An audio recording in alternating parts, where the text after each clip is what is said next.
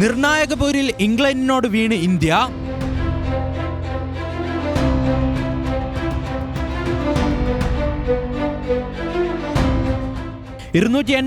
വിജയലക്ഷ്യവുമായി ഇറങ്ങിയ ഇന്ത്യക്ക് മികച്ച തുടക്കം. പ്രതീകാരാവൽ 6 റൺസുമായി പുറത്തായെങ്കിലും ഹാർലിൻ ഡിയോളും സ്മൃതി മന്ദാനയും തകർത്താടി.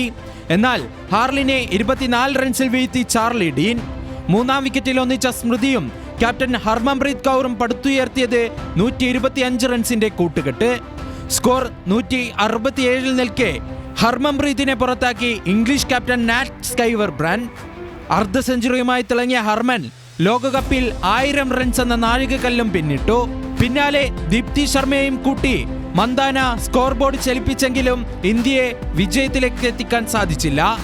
4 റൺസ് അകലെ ഇന്ത്യ വീണു. സ്മൃതി മന്ദാന 88-ഉം ക്യാപ്റ്റൻ ഹർമൻപ്രീത് കൗർ 70-ഉം ദീപ്തി ശർമ്മ 50-ഉം റൺസ് എടുത്തു. ഇംഗ്ലീഷ് നിരക്കായി ക്യാപ്റ്റൻ നാറ്റ് സ്കൈവർ ബ്രാൻഡ് 2 വിക്കറ്റുകൾ വീഴ്ത്തി.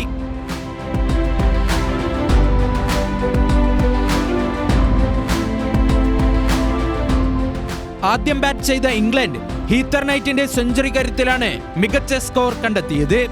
ഹീത്തർ 91 പന്തിൽ 106 റൺസ് എടുത്തു. അമി ജോൺസ് 56 റൺസും നേടി.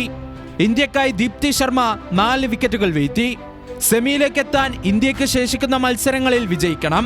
വ്യാഴാഴ്ച ന്യൂസിലൻഡിനെതിരെയാണ് ഇന്ത്യയുടെ അടുത്ത മത്സരം. Sports desk, news Malayalam.